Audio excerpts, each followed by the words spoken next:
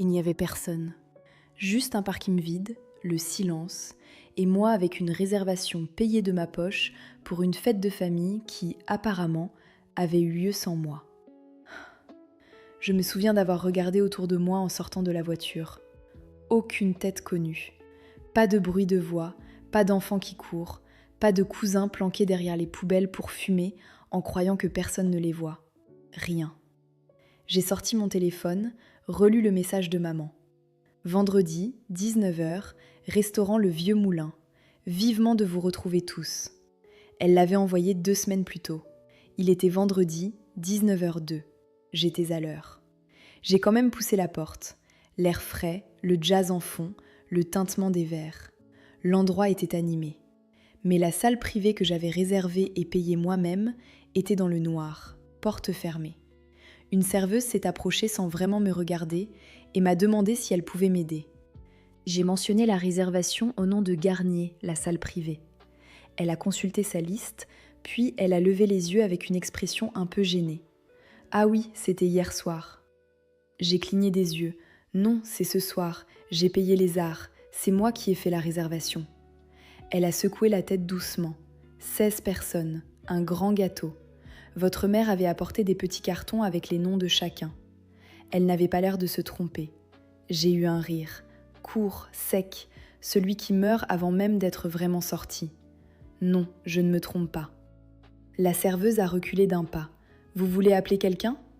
Je composais déjà le numéro, 2 sonneries, et puis la voix de maman, trop enjouée, trop légère. Allô ma chérie, tout va bien ? Je regardais droit devant moi. Où êtes-vous tous ? Un silence, puis ce petit rire qu'elle sort quand elle sait qu'elle a merdé, mais qu'elle n'a aucune intention de le reconnaître. Oh, c'était hier, chérie, on pensait que tu ne viendrais pas. Mais ne t'inquiète pas, on te ramènera tout ce qu'il restait. Elle l'a répété, comme si ça ne pesait rien. C'était hier. Le lendemain matin, c'est la police qui a parlé à ma place. Je n'ai même pas dit au revoir, j'ai raccroché. Personne n'a rappelé. Pas maman, pas Camille. Personne. Et puis un message est arrivé. Camille, évidemment. Un petit « haha » suivi de « franchement, t'as raté quelque chose ». Classique, petite sœur dans le texte. Et pour finir, on t'a gardé un croissant. Ma main tremblait. Du froid ou de la rage, je ne savais plus faire la différence. J'ai regardé la serveuse. Elle a haussé les épaules avec cet air de quelqu'un qui ne veut pas s'en mêler. Ils sont venus. Ils ont mangé. Ils avaient l'air de bien s'amuser. Bien sûr qu'ils s'amusaient. Ils s'amusent toujours mieux quand je ne suis pas là. Je suis partie sans rien ajouter, sans crier, sans écrire dans le groupe familial, sans même rentrer directement chez moi. Je me suis assise dans la voiture, moteur éteint, à fixer mon reflet dans le pare-brise. Je pensais à la note, à ma carte bancaire débitée, aux 10 messages laissés sans réponse à maman 3 jours avant pour confirmer l'heure. Ils savaient tous. Ils s'en fichaient, c'est tout. Et là, dans ce silence de parking, j'ai compris quelque chose. Être exclu d'un dîner de famille qu'on a soi-même payé, ce n'était pas le pire. C'était juste la cerise sur 5 ans d'une glace déjà amère depuis longtemps. Parce que ce n'était pas la première fois qu'il m'effaçait, loin de là. C'était juste la première fois qu'il ne prenait même plus la peine de faire semblant. Toute l'enfance, Camille était la brillante, celle qui avait juste besoin d'un petit coup de pouce. Moi, j'étais celle qui n'avait pas besoin de grand-chose. C'était leur façon polie de dire « Tu te débrouilles sans amour, on ne va pas le gâcher sur toi ». Quand j'ai décroché mon premier vrai emploi, j'ai appelé maman, fière. Elle n'a pas dit « bravo », elle a dit « super, maintenant tu pourras enfin aider ta sœur pour le loyer ». C'était le début. 1 mois de loyer est devenu une année entière, puis les factures ont suivi. Puis il y a eu son opération dentaire, l'assurance voiture, les livres pour sa formation d'aide-soignante qu'elle a abandonnés au bout d'1 semestre sans jamais rembourser 1 centime. Et moi je payais, parce que je pensais que c'était ça, aimer sa famille. Sauf que dans ma famille, l'affection n'allait que dans un sens. Chaque fois que j'essayais d'en parler, même doucement, même avec des pincettes, ça revenait toujours au même. Tu es trop calculateur. On est une famille. Camille traverse une période difficile. Toi, tu t'en sors bien. Pourquoi tu comptes ? Je ne comptais pas. Je voyais juste que je coulais et eux faisaient semblant de ne pas le voir. Il y a 2 ans, j'avais envoyé de l'argent à Camille en urgence pour le vétérinaire. Le soir même, elle postait une story sur Instagram. Nouvelles chaussures, nouveaux ongles, et sur la photo, un type qui tenait un verre de champagne. Je l'ai montré à maman. Elle a fait défiler l'écran, elle a souri, et elle m'a dit « Tu es mesquin avec les petites choses ». J'ai payé la taxe foncière de papa cet hiver-là, parce qu'il avait oublié et que la mairie leur avait envoyé un avis de saisie. J'ai couvert les minimums de la carte bancaire de Camille pendant 6 mois quand elle a perdu son travail, alors que je tenais à peine. Un Noël, j'ai vidé mes économies pour acheter des cadeaux à tout le monde. Ce que j'ai reçu en retour, c'était une photo de famille encadrée. Je n'étais pas dessus. Mais rien, vraiment rien, ne m'avait préparée à cette nuit-là. C'était il y a environ 6 mois. Je passais le week-end chez mes parents. Je venais de régler un nouveau problème de Camille, un découvert cette fois, encore. Je suis descendue chercher de l'eau et j'ai entendu des voix dans le salon. Camille disait « Elle adore jouer la victime, c'est pathétique ». Maman a répondu « Je sais, il fait comme s'il était un sauveur, juste parce qu'il paye 2 ou 3 trucs ». Et papa a ajouté en riant « Laisse-le payer, de toute façon, il ne trouvera jamais de femme ». Je suis restée figée dans le couloir. Camille a continué, avec cette voix qu'elle prend quand elle se croit supérieure à tout le monde. Il se croit indispensable, le pauvre. Il croit qu'on s'effondrerait sans lui. Elle a ricané. Franchement, s'il disparaissait demain, je m'en rendrais même pas compte. Je n'ai pas bougé. Je ne suis pas entrée dans le salon. Je suis remontée dans ma chambre, je me suis allongée sur le lit et j'ai fixé le plafond dans le noir. Le lendemain matin, maman faisait des crêpes en chantonnant, comme si rien ne s'était passé, comme si j'avais rêvé. Pendant 2 semaines, je n'ai pas envoyé un seul centime. Puis Camille m'a écrit. Elle avait besoin d'aide pour le loyer, elle rembourserait, promis. Je n'ai pas répondu.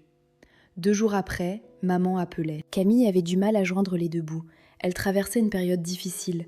Tu sais à quel point elle est sensible. Pourquoi tu te comportes comme ça ? J'ai dit que je ne pouvais plus continuer comme avant.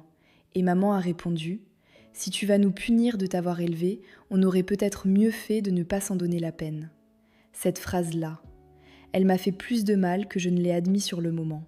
Le soir même, j'avais viré l'argent. Et malgré tout ça, ils ont organisé un dîner de famille sans moi. Un dîner que j'avais payé, une date que j'avais confirmée. Quand j'ai appelé maman pour savoir où ils étaient, elle m'a dit avec le plus grand calme que c'était la veille, qu'ils me rapporteraient les restes. Les restes. Pas à un fils, pas à un frère, à un portefeuille avec des bras. Je suis restée longtemps dans la voiture devant le restaurant ce soir-là. Je n'ai pas pleuré, je n'ai pas crié. J'ai juste laissé le silence s'installer, lourd, épais. Et j'ai repensé à chaque fois où j'avais été le gentil, le fiable, celui sur qui on comptait sans jamais lui dire merci. Et j'ai décidé que demain, ce ne serait plus moi. Je n'ai pas dormi cette nuit-là. Pas de tristesse, pas vraiment de colère non plus. Je calculais. Ce dîner au restaurant Le Vieux Moulin m'avait coûté 1600 €, taxes et pourboires inclus. 16 personnes, des entrées, un menu personnalisé. J'avais même payé des suppléments pour des exigences que personne ne m'avait demandé mon avis avant d'imposer. Les plats végétaliens de Camille, l'allergie au sulfite de tante Sylvie. Il n'avait pas oublié. Il savait exactement ce qu'il faisait. Le lendemain matin, j'ai envoyé un message dans le groupe familial. Ce soir chez maman, à 19 h, j'ai quelque chose à régler. Personne n'a demandé quoi, évidemment. Il ne posait jamais de questions quand il s'agissait de moi. À 18h58, je me suis garée devant chez mes parents. À l'intérieur, ils étaient déjà tous là. Camille sur son téléphone, papa dans son fauteuil relax avec une bière, maman réarrangeait les coussins du canapé comme si on attendait un invité important. Elle a levé les yeux et sourit. « Ah, te voilà! On ne savait pas si tu serais encore fâchée. » Je n'ai rien répondu. Camille a levé les yeux à son tour, avec cet air de circonstance qu'elle sait si bien adopter. « Tu sais, on n'a pas fait ça pour te blesser. C'était juste plus simple pour tout le monde de se retrouver jeudi. On a tous une vie. » Elle a dit ça sans la moindre gêne. J'ai posé une grande enveloppe sur la table. Maman a froncé les sourcils. « C'est quoi ça ?» Je me suis assise lentement, calmement. « Une facture. » Papa a ri. « Une facture ? Pourquoi ? Pour le repas que tu nous as offert ?» Camille a ricané dans sa direction. « Tu plaisantes là ?» Maman plissait les yeux. « Tu veux vraiment récupérer l'argent ? Je me suis penchée légèrement en avant. Non, je vous offre une chance. Parce qu'à partir d'aujourd'hui, tout ce que vous voulez de moi sera facturé. Silence complet. Papa s'est redressé dans son fauteuil. Arrête ce comportement, on est une famille. Bien sûr, j'ai répondu. La même famille qui m'a délibérément exclue d'un dîner que j'avais payé. La même famille qui me vide financièrement et émotionnellement depuis 5 ans. Camille a levé les yeux au ciel. Personne ne t'a forcé à payer. Et là, quelque chose a lâché en moi. Vraiment lâché. Je me suis levée. Très bien, parlons justement de tout ce que personne ne m'a forcé à faire. Je l'ai regardé droit dans les yeux. Personne ne m'a forcé à payer ton loyer pendant 2 ans, ni à couvrir tes découverts, ni à remplacer ta boîte de vitesse. Je me suis tournée vers maman. Personne ne m'a forcé à régler ta taxe foncière en retard, ni cette croisière que tu voulais pour ton anniversaire, ni à faire les courses quand papa avait prétendument oublié, ni à t'accompagner chez le médecin le jour où tu ne pouvais plus marcher à cause de ton genou. Le visage de papa est devenu rouge. Fais attention à ce que tu dis. Oh, on n'en est qu'au début, j'ai répondu en sortant une liste imprimée, pliée en 4 dans ma poche. Vous voulez l'entendre ? Parce que moi, j'ai dû la vivre. Et là est venue la première surprise. J'ai sorti un dossier et je l'ai posé sur la table. Pas jeté, posé, lentement, pour qu'il voie bien. C'est quoi encore ça ? A demandé papa, la voix tendue. J'ai souri. La documentation complète. Chaque transaction, chaque virement bancaire, chaque paiement en ligne, chaque reçu. 5 ans de preuves. Camille a ricané. Tu exagères vraiment. Pas tout à fait, j'ai dit. Et ne vous inquiétez pas, je me suis protégée. Parce que ce matin, j'ai déposé une plainte pour fraude. Le dossier est déjà enregistré au commissariat. Maman a baissé la voix d'un coup. De quoi tu parles ? Je l'ai regardé droit dans les yeux. La semaine dernière, j'ai découvert que quelqu'un avait utilisé mon identité pour ouvrir une carte bancaire à mon nom. Cette même carte qui a servi à payer un iPhone et un forfait spa. Camille avait dit que c'était un cadeau d'une amie. Camille s'est figée. J'ai continué. J'ai appelé l'organisme de crédit. Ils enquêtent pour usurpation d'identité. Et l'adresse de livraison qu'ils ont reçue, c'est la vôtre. Camille s'est levée d'un bond. Tu plaisantes ? J'ai répondu calmement. Et si tu crois que je ne vais pas porter plainte jusqu'au bout, tu n'oserais pas, a crié maman. Essaie de m'en empêcher. La pièce a explosé. Camille hurlait que je dramatisais.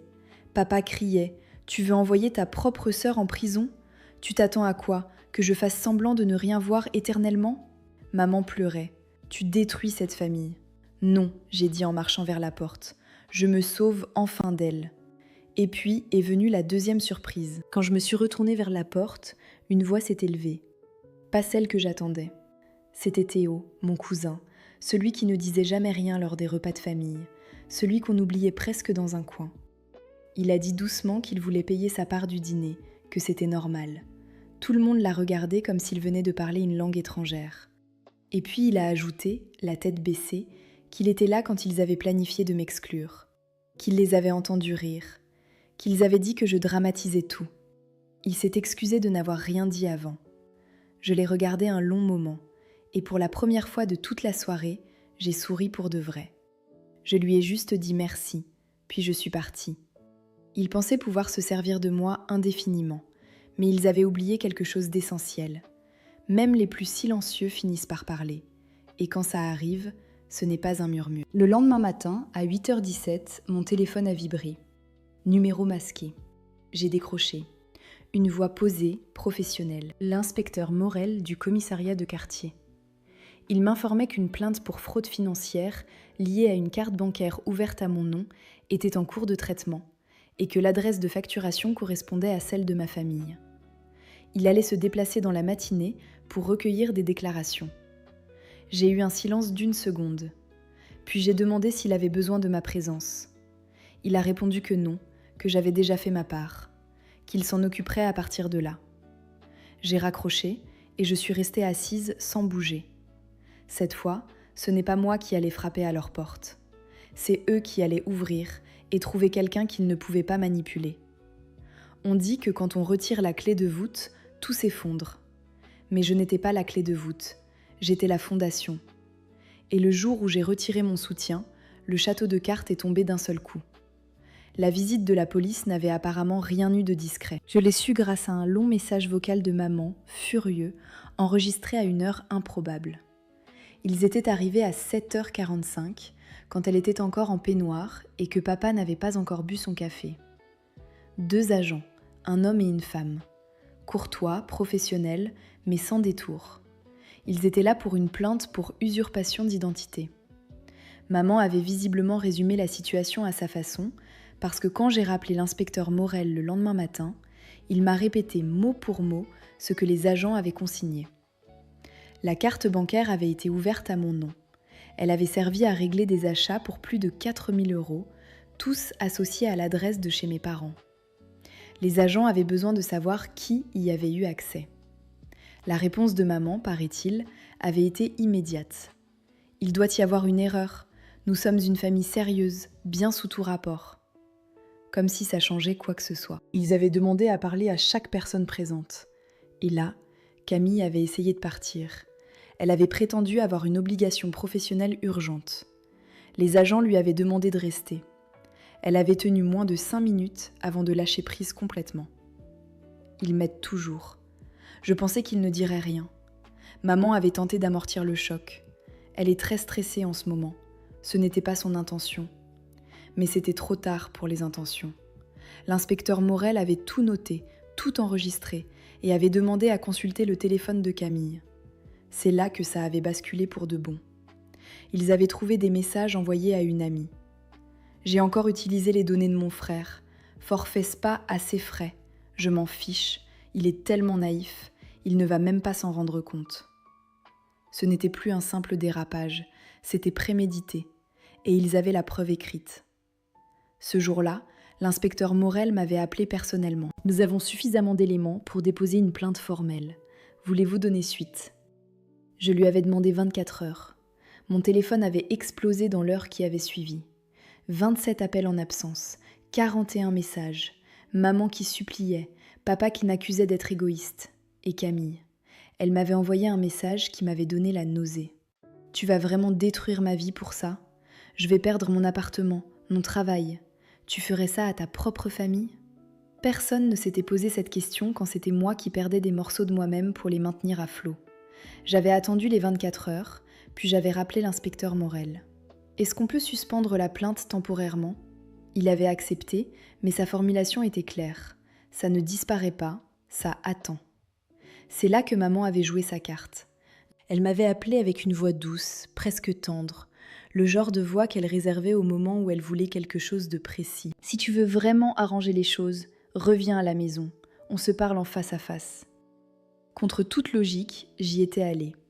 Dès que j'ai franchi le seuil, j'ai su que c'était une erreur. Camille était affalée sur le canapé, enroulée dans un plaid, le regard de celle qu'on a blessée injustement. Maman avait sorti son expression de matriarche inquiète, parfaitement calibrée. Papa ne s'est même pas levé. Maman a dit qu'on voulait juste guérir, retrouver la paix. J'ai répondu que moi aussi. Elle a insisté. « On sait que tu souffres, mais là tu détruis la famille. » « Non, j'ai dit, c'est Camille qui a fait ça. » La voix de Camille s'est brisée à ce moment-là, trop proprement pour être vraie. Elle a dit qu'elle n'avait pas pensé que j'irais vraiment au commissariat. « Qui fait une chose pareille ?» j'ai répondu. « Quelqu'un qu'on a poussé au bout. » Maman a essayé de prendre ma main. « On va tout arranger, on rembourse tout, pas besoin de mêler la police à ça. » J'ai trouvé ça curieux, je le lui ai dit. « Pourquoi vous n'avez pas proposé ça avant qu'il se pointe ?» Elle a retiré sa main comme si je l'avais giflée. Alors papa a parlé pour la première fois. Il a dit que je n'étais pas parfaite non plus, que je me prenais pour une héroïne. Je l'ai regardé dans les yeux. Non, j'ai dit, ça me rend libre. Et je suis partie, mais cette fois pour de bon. Une semaine plus tard, l'inspecteur Morel m'a rappelé. Un paiement correspondant aux charges avait été reçu, marqué anonyme, mais tracé jusqu'à un compte joint au nom de mes parents. Il voulait savoir si je maintenais la plainte. J'ai réfléchi longtemps, puis j'ai dit non, pas cette fois. Mais je voulais que ce soit consigné.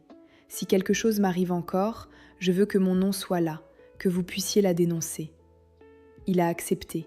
J'ai raccroché. Et voilà, c'était fini. Plus d'argent, plus de culpabilité, plus de pièces où j'existais seulement quand quelqu'un avait besoin que je règle une facture. 2 semaines après, j'ai quitté la région. Un petit village tranquille en Bretagne, un propriétaire agréable, un loyer 2 fois moins cher qu'avant. J'ai passé mon premier week-end à monter des meubles Ikea en écoutant de la musique que je n'avais pas entendue depuis l'université. Je suis allée au supermarché acheter exactement ce que je voulais. Je me suis assise sur mon canapé avec un café et un livre. Et personne n'a frappé à la porte pour demander de l'aide. C'était la première fois depuis des années que je réalisais que je n'étais responsable que de moi-même. Et c'est là que quelque chose d'inattendu s'est produit. 3 semaines après mon installation, j'ai reçu une lettre, manuscrite, sans adresse de retour. À l'intérieur, une feuille pliée en 2 et un chèque. Le mot disait simplement « Je n'attends pas que tu me pardonnes, mais merci d'avoir eu le courage que je n'ai jamais eu. Théo ». Le chèque couvrait la moitié de l'addition du restaurant Le Vieux Moulin. J'ai souri. Il ne me devait rien, mais j'avais compris. Les autres, je n'ai plus jamais eu de nouvelles. Pas pour mon anniversaire, pas pour Noël. Quand papa a été opéré quelques mois plus tard, je l'ai appris par une publication Facebook d'une cousine éloignée. Et tu sais quoi ? C'est mieux comme ça. Ils avaient enfin découvert ce que c'était de vivre sans moi. Et moi, j'avais enfin appris à vivre sans eux. On dit souvent que le sens est plus fort que tout. Mais on oublie de finir la phrase. Ce qu'on choisit vaut plus que ce qu'on partage par hasard de naissance. Moi, j'ai appris ça à la dure. La dernière fois que j'ai vu leur visage, c'était le jour où je suis partie avec une chemise cartonnée sous le bras et quelque chose qui brûlait dans la poitrine. Depuis, pas un mot. Ce silence, avant, je l'aurais vécu comme une punition. Maintenant, il ressemble à de l'air frais. Il y a quelques semaines, j'ai croisé quelqu'un de chez moi à la caisse d'un magasin de bricolage. Un ancien camarade de lycée. Il m'a regardée et il a dit « Attends, t'étais pas la sœur de Camille ?» Je me suis arrêtée une seconde, puis j'ai souri. Pas comme avant, tranquillement, sans hésitation. Parce que je ne suis plus la sœur de Camille.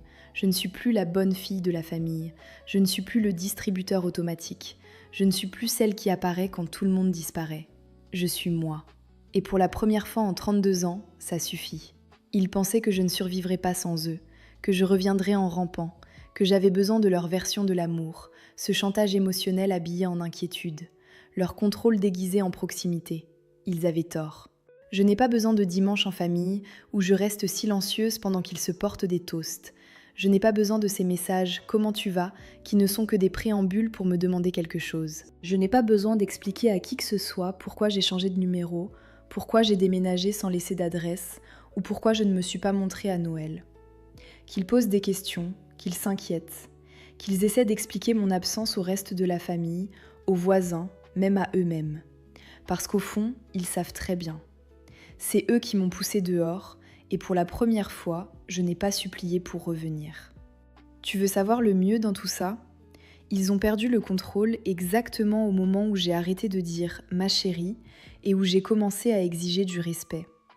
Parce que des gens comme eux utilisent le mot « famille » comme une arme. Mais dès que tu poses une limite, ils t'appellent froide, cassée, égoïste. Je ne suis rien de tout ça. Je suis juste moi, et plus leur version de moi. Camille n'a pas perdu son travail. Elle n'est pas allée en prison. Mais tu sais ce qu'elle a perdu ? Son masque. Maintenant, toute la famille sait ce qu'elle a fait. Comment elle a menti. Comment elle m'a utilisée. Comment elle riait dans mon dos pendant que je me vidais jusqu'à la dernière goutte. Personne ne lui fait plus confiance. Théo a quitté la maison. Tante Nathalie refuse qu'elle s'occupe de ses enfants. Oncle Bernard m'a appelé une fois, brièvement, un appel que je n'attendais pas du tout. Il m'a dit que le nom de Camille était devenu une honte à chaque réunion de famille. Tu n'as pas besoin de revenir, ce sont eux qui ont tout détruit, et maintenant tout le monde le voit. Mais j'ai répondu la même chose que je te dis maintenant. Ce n'est pas une question de qui voit clair, c'est une question de qui a réussi à survivre. Et moi, j'ai survécu. Alors non, je ne vais pas faire semblant que tout va bien. Je n'enverrai pas de carte d'anniversaire, je ne répondrai pas aux appels. Je ne me montrerai pas pour de faux câlins ou des repas tendus juste pour que maman puisse glisser ses petites remarques passives et agressives sur combien c'est difficile de garder une famille unie de nos jours. Je ne fais plus partie de ça. Et c'est la meilleure chose qui me soit jamais arrivée. Vraiment. Je me réveille maintenant et je sens quelque chose que je n'avais pas connu depuis des années. Le calme. Je travaille, je garde ce que je gagne. Je mange ce que j'ai envie de manger. Je ne m'excuse plus de dire non. Mon téléphone peut vibrer sans que je sursaute. Je peux respirer normalement dans ma propre maison, sans calculer chaque mot avant d'ouvrir la bouche. Je suis libre. Pas parce qu'ils m'ont libérée, parce que j'ai arrêté d'attendre qu'ils me donnent la permission. Qu'ils gardent leur reste de dîner. Qu'ils fassent circuler ma photo comme si j'étais morte. Qu'ils chuchotent, qu'ils supplient, qu'ils crient, qu'ils réécrivent l'histoire et me donnent le rôle de la méchante. Je dors très bien, merci. Parce que la vérité est simple. Quand ils ont fermé cette porte devant moi, ce n'est pas moi qui ai perdu une famille. C'est eux qui m'ont perdu, moi. Et ça, c'est la seule dette qu'ils ne pourront jamais rembourser. Si cette histoire t'a touché, si tu as reconnu quelque chose de toi dedans, dis-le en commentaire. Pas pour moi, pour toi. Parce que parfois, écrire une seule phrase suffit à se sentir moins seul.